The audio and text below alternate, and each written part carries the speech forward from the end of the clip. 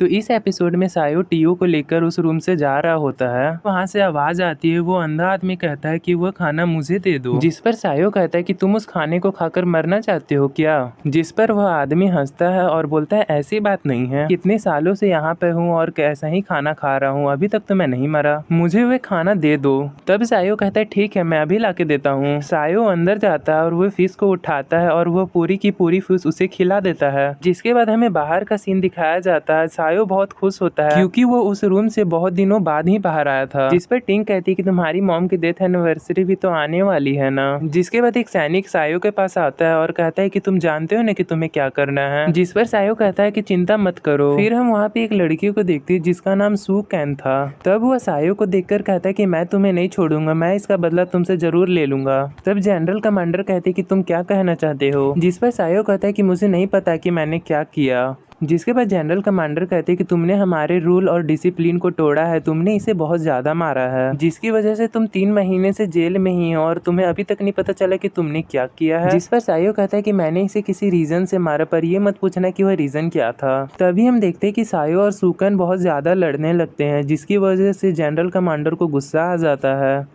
जिसके बाद general commander सायो से कहते हैं कि जैसे कि तुमने गलती की है इसीलिए तुम्हें सजा जरूर मिलनी चाहिए। इसके बाद सायो कहता है कि मैं अकेले काम करना चाहता हूँ, अगर तुम मुझे फाइट में हरा दोगे तो मैं तुम्हें यह परमिशन दे दूंगा। शिफ्ट होता है और हमें राजा और रानी को दिखाया जाता है और तभी हम देखते हैं कि उनका नौकर चाइनीज जेड कप लेकर आ जाता है, जिस कप को देखकर रानी बहुत खुश हो जाती है। इसके बाद रानी राजा को एक टेक्निक से बेहोश कर देती है और वहाँ से जाने लगता है और कहता है कि तुम कितने बेवकूफ़ हो, और फिर वहाँ से जाने वक्त वह राजा का रूप ले लेता है।